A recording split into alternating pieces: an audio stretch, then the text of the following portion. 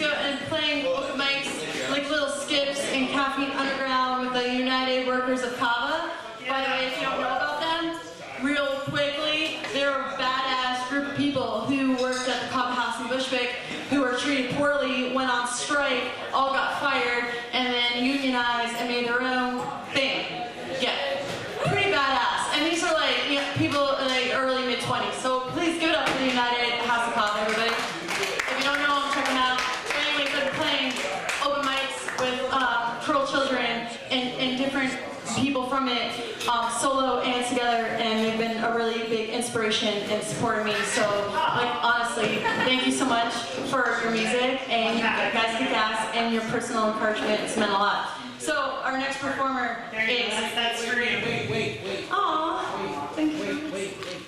Wait, we got to set the laptop? Great job, guys. Has exonerated 2 people, helped free 5 more people through other legal means, and helped pass legislation pertaining to videotaping of interrogations and improving identification procedures. Jeff's body of work includes delivering 200 presentations, authoring more than 200 articles and 9 different publications, meeting with elected officials and testifying in legislative hearings, and participating in uncountable television, radio, and print media interviews. Let's go up to him for that. I'm still going. I just thought maybe you wanted an applause for it. In effect, trading privacy in exchange for awareness, Jeff, a BA in Behavioral Science from Mercy College, and an MA from the John Jay College of Criminal Justice, which includes, and I know these lights keep going on and off, so I'm so sorry all night, that's distracting. Wrongful conviction causes and reforms needed to shore up those cracks in the system.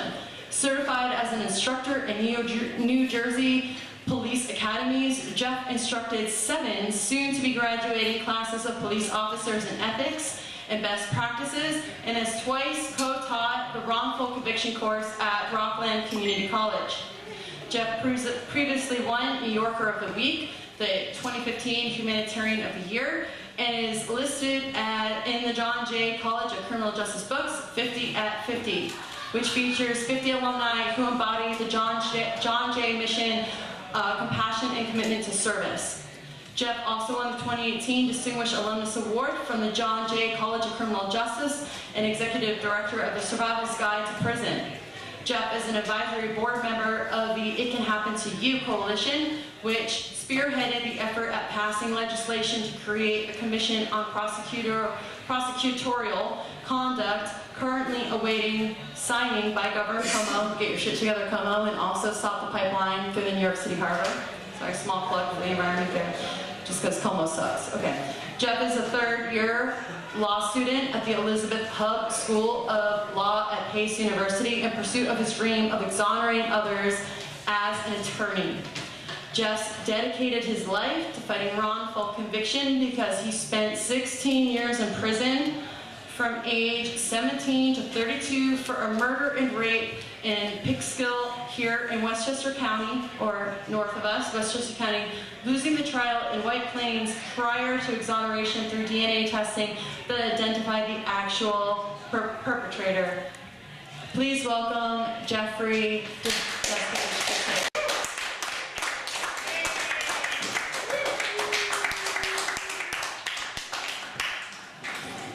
All right, well, it's been a wild night. Wow, it's got to be the most unusual gig I've ever been associated with. But listen, the show must go on, and I do thank everyone for sticking around to listen to me. So thank you very much. So before launching into my story, I just want to recognize a couple of special people here in the audience tonight. So the first person the foundation ever freed, a resident of Brooklyn who did 25 years on a murder he didn't commit.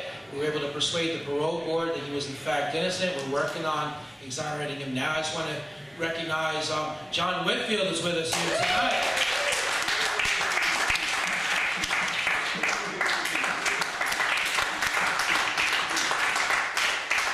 And if you think it's easy to convince the parole board that someone's innocent and that they're going to release somebody, with them standing on their innocence as opposed to expressing remorse and taking responsibility. If you think that that's an easy thing, you should know that it's not. That usually the already unjust prison stay is lengthened, so that was no easy thing to free John in that way. We're 4 for 9 on such efforts, by the way, which is not that bad if you want to put it as a batting average. But another person here from Brooklyn, speaking of wrongful convictions, and by the way, there's been when former Brooklyn DA Ken Thompson passed away, he exonerated 23 people in 2.5 years as a DA, and there's been 3 or 4 exonerations since then.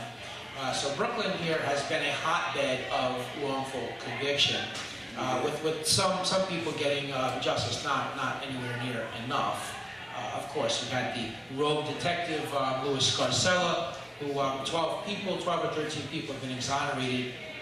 He uses the same sole eyewitness who's been a drug addict involved in prostitution. She's always in the right place at the right time to hear her tell it. The sole eyewitness in 7 cases. So another aspect supporting the idea that Brooklyn is a hotbed of wrongful conviction. But sometimes, once in a while, some of us break through, including people here from Brooklyn that actually are exonerated. And so to that effect, I just want to give a recognition. I always love to acknowledge other exonerees in the room when they come, the same way I like to be recognized. So Cy Green from Brooklyn, who did 25 years prior to being exonerated, is here tonight. Cy, stand for a second, please. Joining us to the shot of us, please. Cy Green from Brooklyn survived 25 years and was exonerated. He was proven innocent. He was proven innocent, and he's still fighting to be compensated. But he has been home for 13 years, and if you go into the National Registry of Exoneration, you'll see that his story is actually there. In 1989, a classmate of mine was found murdered and raped. Peekskill was a small city with a population of approximately 25,000 people. Murders were very rare. So when this murder happened, understandably created an atmosphere of fear, rumor, paranoia. Parents were concerned with their own safety as well as the safety of their children. In high school, I was quiet. I was to myself. I didn't participate in very many organized sports. This made me seem strange to the kids in the school. In the course of the police investigation, the police interviewed many students. Some of those students told the police that they might want to talk to me because I seemed strange to them. This is what the police said initially attracted them to me.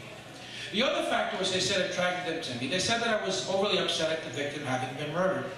Yet, they had mental health facilities set up all throughout the city of Peekskill in Westchester County, New York, to help people process what had happened. Again, keeping in mind that murders were very rare. An additional reinforcement factor was that the police asked the NYPD to put together a psychological profile of what the actual perpetrator, what their psychological characteristics would be, and as it turned out, I managed to match that psychological profile, so that was kind of like a reinforcing factor. So for about 6 weeks, the police played this cat and mouse game with me, in which half the time they talked to me as a suspect, and the other half the time they would pretend to need my help to solve the crime. They would say things like, the kids won't talk freely around us, but they will around you. Let us know if you hear any rumors. Stop in from time to time. They would ask me opinion questions and then congratulate me on my opinion being correct. They made me the center of attention. They made me feel important. I came from a single-parent household, and that directly intersected with the good cop, bad cop technique, otherwise known as Mutt and Jeff, in which one officer takes on a more aggressive role, and his partner pretends to be opposed to what's going on, yet somehow powerless to intervene. And of course, the purpose of this tactic is that when the person being questioned becomes frightened, it's only natural that you would look to a friendly face for existence. Another factor was that the fantasy career, pre-teenage years, the career that I wanted to be a cop when I grew up. And so this unexpected early opportunity to do this quasi-police work, along with my age, which was 16, was how the police were able to pull the wool over my eyes as to the absurdity that a 16-year-old could, in fact, assist them to solve a homicide. So they got me to agree to take a polygraph test by telling me that some new information had come into the police file and that they wanted to share that with me and that this would put me in better position to help them. So help us to help you to help them. The type of logic was employed. So the next day, rather than report to high school, I instead went to the police station where I had heard through rumor that the other people had been polygraphed. And so, because it was a school day, neither my mother nor my grandmother called around looking for me. As far as they were concerned, I was in school. They drove me to the town of Brewster, which is in Putnam County, whereas I was a native of Peekskill in Westchester County. And the reason why that's important is that that meant that I was no longer able to leave on my own. They put me in a small room. I didn't have an attorney present. I wasn't given anything to eat the entire time I was there. So there were 3 officers that had came there from Peekskill with me that I knew were cops, but then there was the sheriff's investigator who was dressed as a civilian who was pretending not to be a cop. So from there, he gave me countless cups of coffee, and it seems pretty clear in hindsight that the purpose of that was to get me nervous. And then he attached me to a polygraph machine, so now I'm immobile, I can't move around. And then he launches into his third-degree tactics. So he raises his voice at me, he invades my personal space, he keeps asking me the same questions over and over again. As each hour passes, so too does my fear increase in proportion to the time. Towards the end of the interrogation, he made a statement to me. He said, "What do you mean you didn't do it? You just told me through the polygraph test result that you did. We just want you to verbally confirm it." When he said that to me, that really shot my fear through the roof. And at that moment, who should make his grand appearance other than the officer who had been pretending to be my friend? He told me that the other cops were going to harm me, but that he was holding them off, but could not do so indefinitely. You have to help yourself here. You understand? Well, considering that I had maintained my innocence for the previous 6.5 to 7 hours, it was clear what he meant by that. They wanted me to confess. When it was added that if I did as they wanted, that not only would they stop what they're doing, but that I could go home afterwards, that I was not going to be arrested, being young, naive, frightened, 16 years old, not thinking about the long term, instead just being concerned with my own safety in the moment. I was in fear of my life. The fact that I didn't know where I was, and that nobody else knew where I was either, loomed very large in my mind. I was overwhelmed emotionally and psychologically, and then there was the push-pull dynamic in place, because on the one hand, there was the possibility of harm, and then on the other, there's this false life preserver that he threw me. So in the end, I decided to make up a story based upon information which they had given both that day and in the 6 weeks run up to it, as well as items in the newspaper. By the end of the interrogation, I was curled up into a fetal position on the floor, crying uncontrollably. Needless to say, I was arrested. I was charged with a murder and rape. So before I went to trial, the results of a DNA test came in from the FBI lab showing that semen found in the victim didn't match. But rather than acknowledge they made a mistake, they instead continued to prosecute full speed ahead. In order to explain away this DNA evidence that didn't match me, the prosecutor got the medical examiner to commit fraud. Basically, 6 months after doing this autopsy and initially committing his notes to paper, he suddenly remembers, in order to help the prosecutor get around this DNA test, he suddenly remembers that there was medical evidence showing that the victim had been sexually active, which the prosecutor used to then argue that it didn't matter, that the semen didn't match me. That didn't mean I was innocent. That just meant it was yet another person that she must have slept with prior to being murdered and raped. So basically, in order to wrongfully convict me, the prosecutor was willing to trash the reputation of the victim, and the medical examiner was willing to commit fraud to facilitate that. Taking it a step further, he actually named another person by name that he claimed had had this encounter with the victim. But yet he never had a DNA test performed in order to prove that. He didn't even call him as a witness to give verbal testimony to that effect. He simply made the unsupported argument to the jury. At the same time, the public defender that I had was terrible. Basically, he didn't defend me. He never interviewed nor called as a witness my alibi. I was actually playing wiffle ball when the crime happened. Me, and I would try to tell him that I was innocent of what happened in the interrogation room. He was always shutting me up. One time he told me he didn't care if I was guilty or innocent.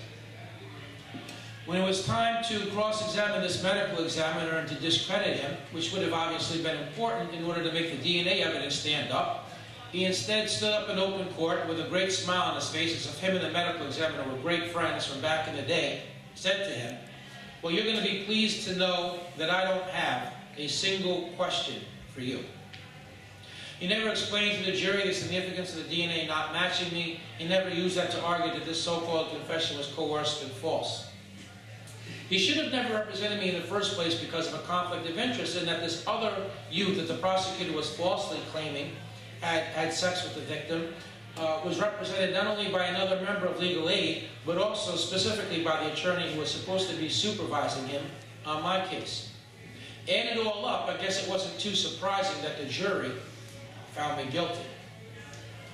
I'll never forget the day I was found guilty. I felt like I was in some sort of nightmarish alternative reality because to my way of thinking, at least up until that point in time, only the guilty were convicted. Yet, they said that they did, and I was taken into custody. On the day of the sentencing, I begged the judge to overturn the verdict because I was innocent, and I referenced the DNA to support my contention. He actually told me, on the record, maybe you are innocent, conceding there was a doubt. How could there not be a doubt? The DNA didn't match me. You might think that that would lead him to step up for justice and exercise his discretion by overturning the conviction, which he could have done by overturning any number of rulings that he had made against me in the course of the trial. But instead, he took the easy, politically expedient way out, which was to sentence me to a term of imprisonment of 15 to life. So I'm going to share a few slides with you. I'm going to push the computer forward. Do your best. But the reason for the slides is because I'm an adult now, okay? But this is not who I was when all this happened. So, you got it? Yep. Fall down. Yep, I got it. You sure? Yep. All right, so this is my mugshot, if everyone can see. Joni, so this is my mugshot. This is who we're talking about.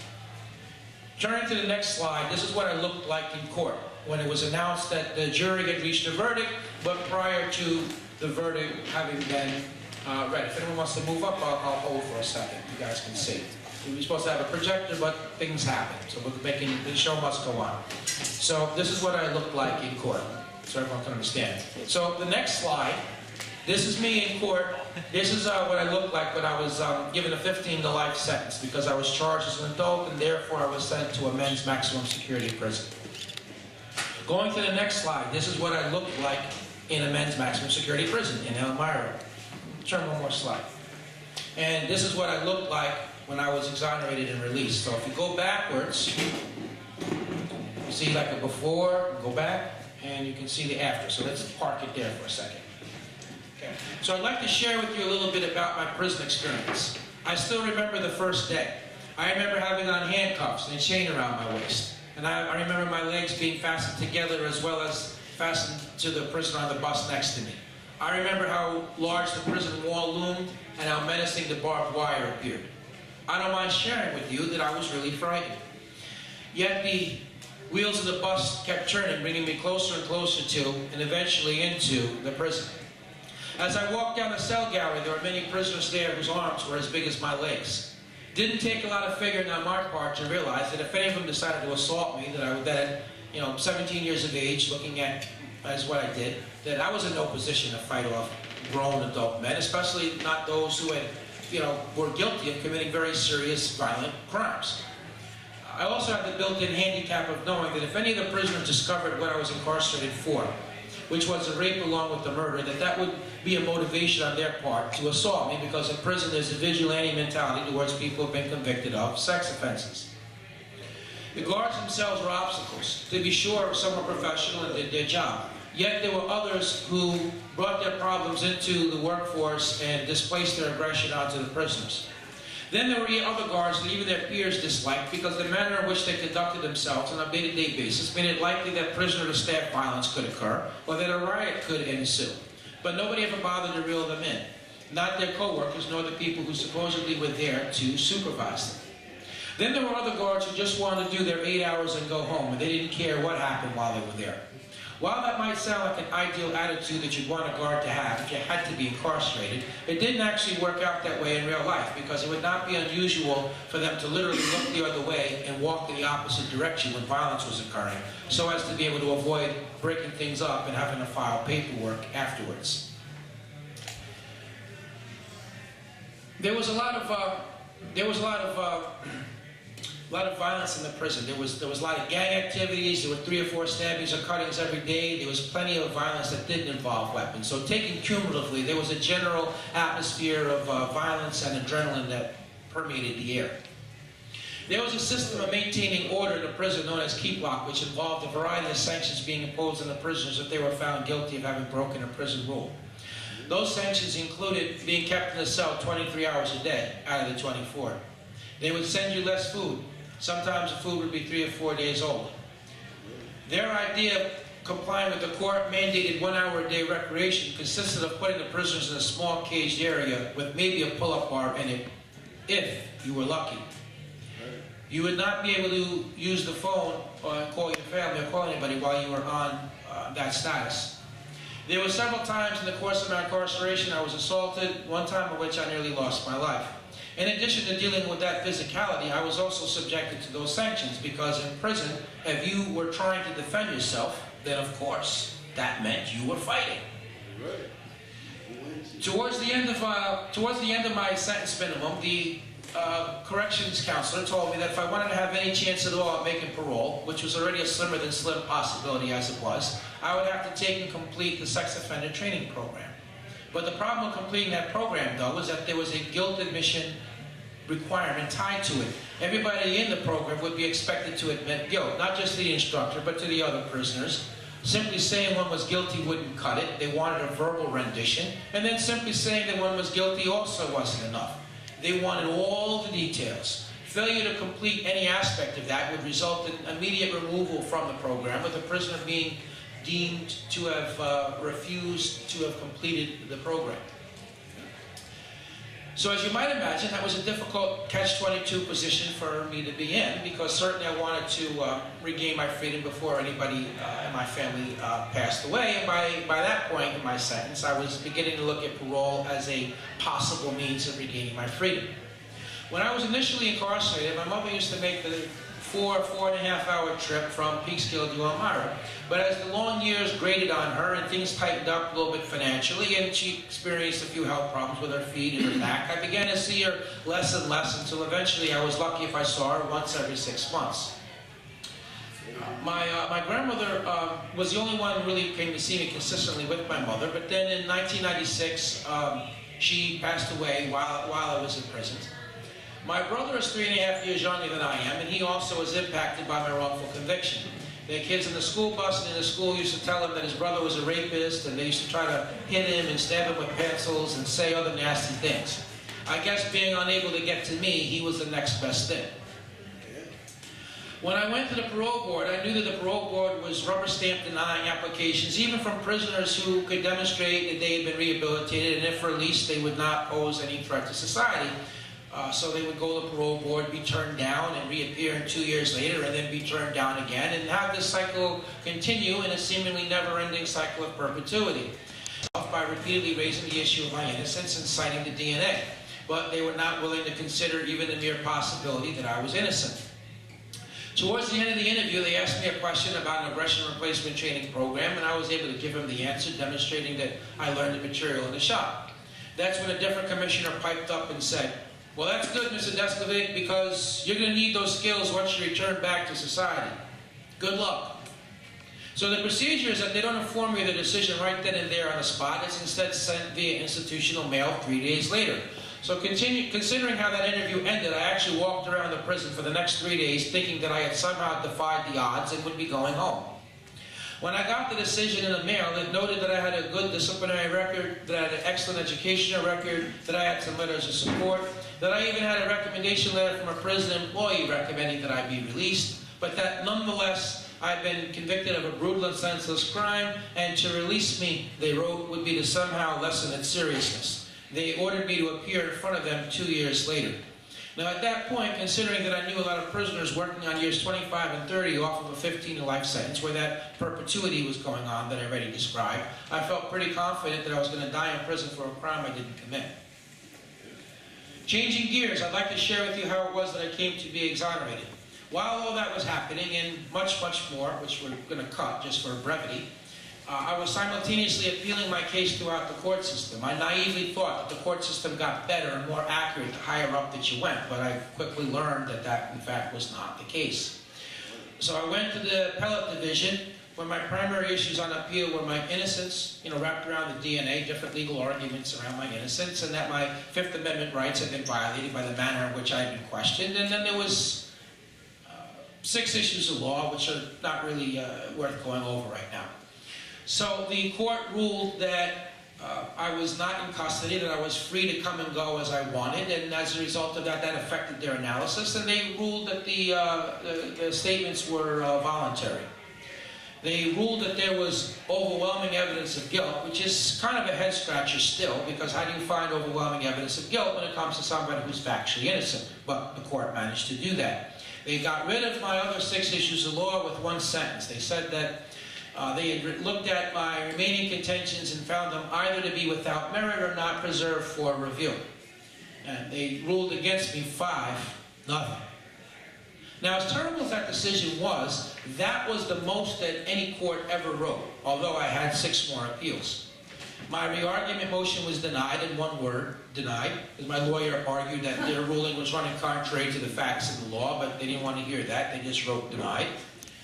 The Court of Appeals, New York State's highest court, the procedure is you have to get permission from them to appeal before they'll agree to actually give you a ruling on the merits of it. And so the Court of Appeals wrote that they didn't see any merit in law to justify reviewing my case, and so therefore they were declining to give me permission to appeal to them. I lost in federal court because the court clerk gave my lawyer the wrong information pertaining to the filing procedure, and as a result of that, my petition arrived 4 days too late, which the district attorney at the time in Westchester, Janine Pirro, who has a pair of judge shows on television, her office took the position that those 4 days were somehow prejudicial to the government, and therefore the court should really not even waste their time. I was late, let's not entertain him, right? And that's the position that the court took. Now my situation has just gone from bad to worse. Now I'm time barred, which means I can't argue my issues directly anymore. I'm relegated to arguing that this procedural ruling against me was inaccurate. So I appealed the ruling to the Federal Court of Appeals. I got permission to appeal to them as to the procedural ruling, and the judges there were Rosemary Pooler and future U.S. Supreme Court Justice Sonia Sotomayor. And my lawyer advanced 3 arguments as to why the procedural ruling against me should be reversed. So the first one was that this was not a delay caused by me and my attorney, but in fact by the court clerk. Well, I don't think we need to have a legal education or law degree to be lawyers to know that that's a valid argument. The second argument was that she argued that upholding a ruling like that would cause a miscarriage of justice to continue, which kind of, as a contextual issue, indirectly raises the issue of my innocence and the DNA. And the third issue she argued was that overturning the procedural ruling would open the door for more sophisticated DNA testing of the type which would go on to clear me 7 years later. So once again, the DA opposed, and once again the court ruled with the district attorney. My lawyer moved to re-argue the case in front of them, requesting that all the judges on the circuit hear the case and make a ruling. So that was in front of those same 2 judges. En banc is the legal term. But all the 2 judges, again, turned me down, which meant I had 1 more court left to go to, the United States Supreme Court, where they agreed to hear only between 2 to 5% of the total number of cases that come in front of them. But having no other court left to go to, we had no choice but to forge ahead. Well, I was not able to overcome the odds. As expected, the U.S. Supreme Court declined to give me permission to appeal to them. That marked the end of appeals and the end of legal representation. That was in 2001. The path, therefore, at that stage would be that I would have to find an attorney to represent me for free, because I didn't have any money to hire one. Hope I could find an investigator who would work on a similar basis, and then hope that in tandem the 2 of them could find some previously unknown evidence of innocence, without which I was permanently locked out of the court, unless, of course, there was some kind of retroactive change in the law. But barring any one of those 2 things, I was permanently locked out of the courthouse. So I wrote letters for 4 years, very rarely getting any answers. I wrote large law firms, I wrote nonprofit organizations, I wrote reporters, I wrote faith-based organizations. I wrote anyone and everyone I could possibly think of. If I could come up with a chain of events that somebody could set in motion, right? The first move that leads to another move, which ultimately culminated in my getting the substantive legal representation I needed, I wrote the letter, I took the shot, and that was my legal work for 4 years. I wrote hundreds of letters, rarely getting a response back. In the end, I wound up with legal representation kind of through a fluke. So I was writing a book author in care of the publishing company, but somebody at the publishing company, instead of sending it to the author, who had been a warden of a men's maximum security prison in California, and she had written her memoirs, and her contact info in care of the publishing company was in the back of the book. So I thought, well, this might be somebody that her walk of life would lend her to coming in contact with somebody who could assist me, either that she knew already or that she might come in contact with in the future. But instead, someone at the publishing company sent a letter to an investigator who worked out of Colorado and Maine. And the investigator explained to me that she was too far away to work on my case directly, but that she would try to network me to the necessary help. And so she suggested I write the Innocence Project again, which is a national organization in Manhattan that works to free wrongfully convicted prisoners in those cases in which DNA testing can demonstrate innocence and in which no prior testing had been conducted. So she not only suggested that I write them, but she also lobbied them, and she got other respected legal entities to lobby them. But then I also got lucky because one of the intake workers there, who was not a lawyer, also represented my case 3 times to the lawyers, so because they didn't want to take my case because of the pre-existing DNA exclusion. So for about 6 months, while this went back and forth, right, I had no idea what was going on, and then I suddenly, out of the blue, they wrote me back and they told me that they were taking my case. So getting the representation was the first most significant thing. The second thing is Pirro left office, and her successor was not invested in my case, and actually, as I've come to understand it, she didn't like Pirro, and Pirro was in the middle of her Attorney General race, so why not give me the testing and hope that I'm exonerated and ruin her run, is what the backstory was. And Barry Scheck, another Brooklyn resident, was at that point was a much bigger figure than the Westchester DA was publicly. So that's kind of like the backstory of why I was given the testing. So that's the second factor. The third thing was I got lucky that the actual perpetrator killed a second victim 3.5 years later, who was a school teacher and a mother of 2, and that resulted in his DNA being put in the databank. So in a way, you might look at it like someone else died for me to get free. So on September 20th, 2006, my conviction was overturned and I was released. I reported back to court November 2nd, 2006, at which point all the charges against me were dismissed on actual innocence grounds. And so that's this is right here, this is the one. This is the slide right here when I was exonerated. Okay, so my mission in life is to fight wrongful conviction, free wrongfully convicted people. So this is a picture here when I got some financial compensation. After 5 years of fighting for it, I decided to open the Jeffrey Deskovic Foundation for Justice, whose purpose is to fight wrongful conviction, free people, and prevent this from happening to other people. So in keeping with the theme that this can happen to anybody, right here, the gentleman right here, that's Fernando Bermudez, who was exonerated after 18 years in a Manhattan wrongful conviction case. To my left over here, another resident of Brooklyn, that's Jabbar Collins, who was exonerated after 16 years in prison in a Brooklyn case. And over here, you might recognize Raymond Santana from Central Park 5 fame, who was exonerated also. So in our 5.5 years, we have freed 7 people, so we'll show a little slide. So this is William Lopez, who, again, wow, I didn't even really think about this many Brooklyn crossovers, but William Lopez was exonerated for 23.5 years. He was another Brooklyn resident, another Brooklyn case. They basically stole his adult life from him. So Lopez was exonerated. We exonerated him in collaboration with his pre-existing lawyers. He passed away after like 1.5 years of being free after fighting 23.5 years. So next slide is William Hawhey over here, who was exonerated after 8 years and 4 months on an arson case that actually was an electrical fire. That's when I graduated John Jay with a master's degree. Changing slides again. So the fight against wrongful conviction is as against rogue cops and rogue prosecutors. It's not anti-law enforcement. And so this is a case in point of one of the presentations I've done in front of police academies on ethics and best practices. So obviously they buy into it. I've done 7 of those. And the next slide from there, okay, is me outside the law library at Pace, where I'm finishing up the law degree in pursuit of the dream. So changing gears, I want to share just a little bit with you about my life since then. That's it, we're done with those slides. So just sharing a little bit about my life since then. So it's very difficult to put your life back together again after being through a traumatic experience like that, particularly one that lasted as long as it did. So it's common in terms of psychological after effects of PTSD, panic attacks, anxiety, fear on seeing law enforcement, feeling of processing things at a much slower speed, a feeling of having been frozen in time. So I went to counseling for 4 hours a week for 6 years to get to be where I am now, that you see. I was really never able to obtain gainful employment. It was very hard to find work. I mean, the employers all seemed to want somebody who could hit the job, who could hit the ground running. None of them were patient, you know, as far as on-the-job training. And then on top of that, the technology had passed me by. I had no job history.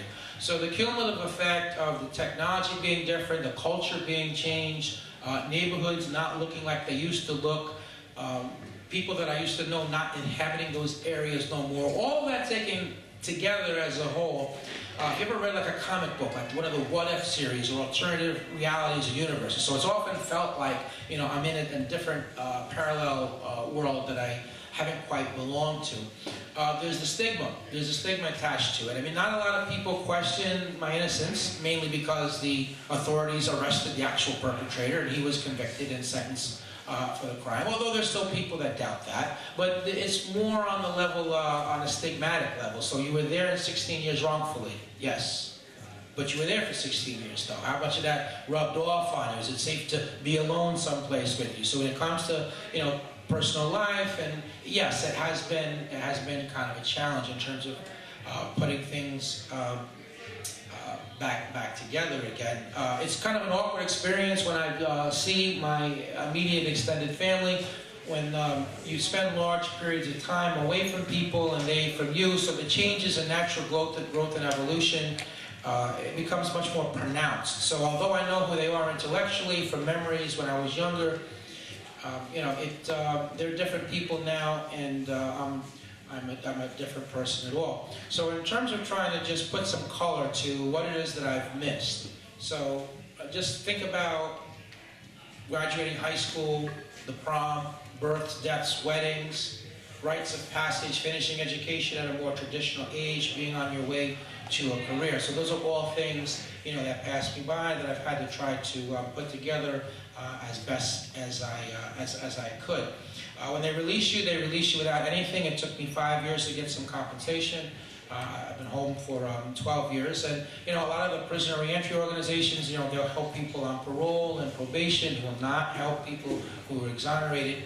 So really, there wasn't any help there. I think that the state should help people immediately upon release. I think it's their obligation. So things like housing, cost of living, dental care, doctor, mental health services, job training, job placement, on vocational, public transportation. I think all those things should be part of the package.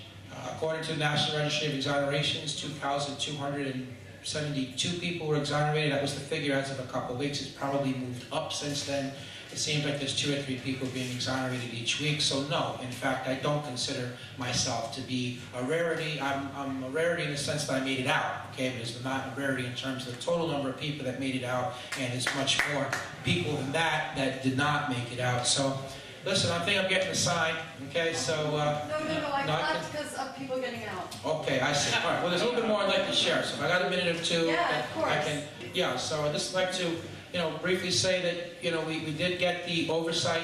You know, we got the oversight bill on Commission on Prosecutor Conduct passed, and we're now going to turn our attention to discovery reform. So basically, legalese aside, we feel that the defense should have the same access to the same information the prosecution does. From the moment they arraign you and announce what the charge is, everybody should have access to the same information. That's how it happens in New Jersey. This way a trial really can be about a search for truth rather than this haphazard way. They withhold evidence all the time. They wait up until the last minute. Coerced false confessions are the cause of wrongful convictions in 25% of the cases. I want everyone to leave here tonight knowing what to do if the cops want to talk to you. You know, you give your name, where you live, and the next thing should be you want a lawyer.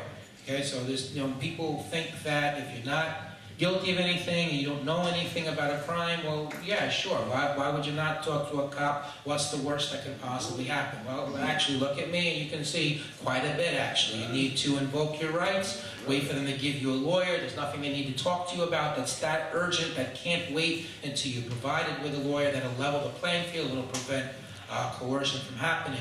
The innocence of people often works against them, and they don't invoke their rights, and I think that if they do invoke, then it's going to make them look guilty, and then cops try to talk you out of that, out of your rights. But you got to stick to your guns. It's really, really important. You know, we need to have evidence to be preserved. I mean, sometimes there's a literal trashing of the truth.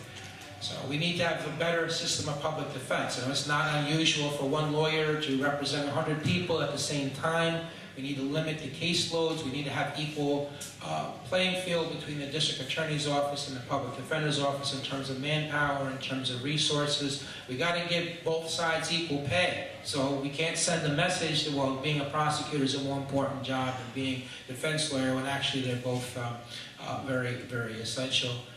So look, thank you very much. Yeah. The other exonerated prisoners in the crowd come up on stage. Who are here. Just like come up and share the stage for a moment. I don't know. Let's get a photo. Why not? Yeah, I mean, I don't know, there's someone else here. I don't know if you have like any quick words you want to share. That was a pretty powerful presentation.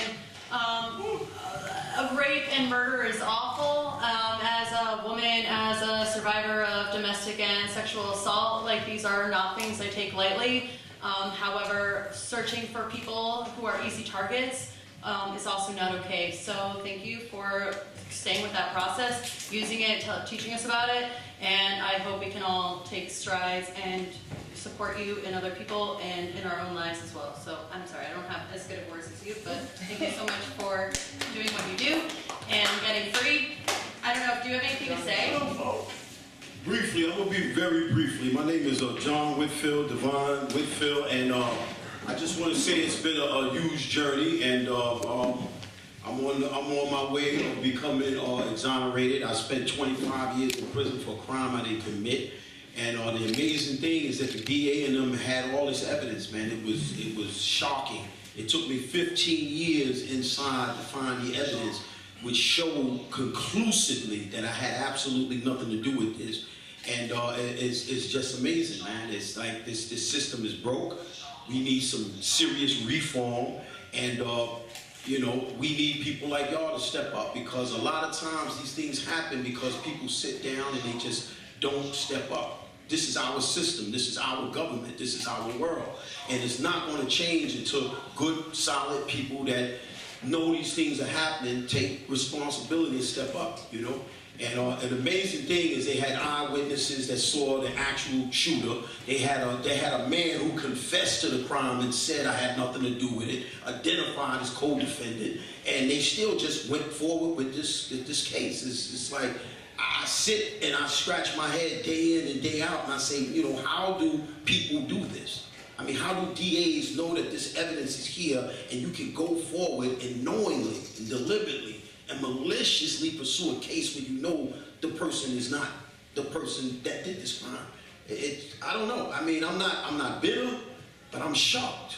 I'm shocked, and it's just amazing that the level of evidence that they can have in their hands and continue with a case.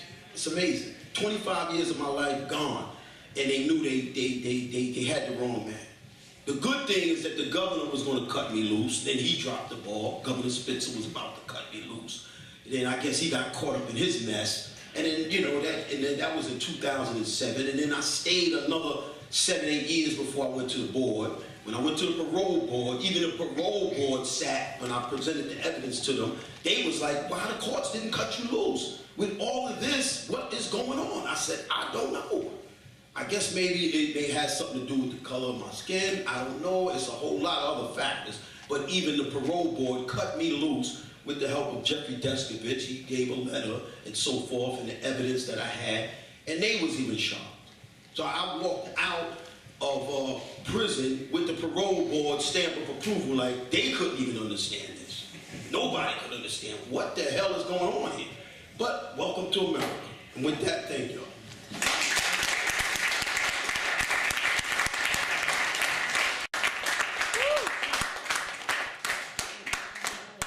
In terms of concrete steps that everybody can take, like I did mention to you, we are going to be pushing for discovery reform. So please, you can call your elected officials and say, look, we're in favor of discovery reform. So that's an important thing. And another thing is this: is, you know, if you call for jury duty, like, don't get out of it.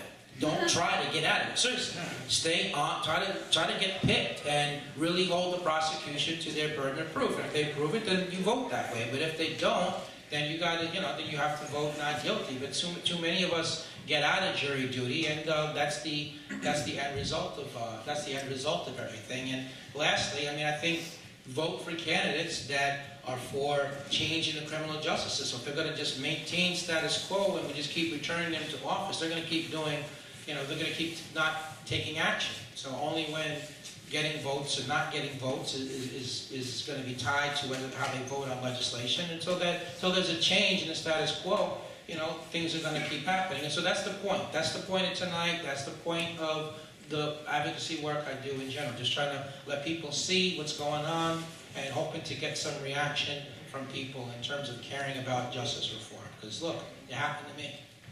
And it happened to you. Yeah, it's crazy.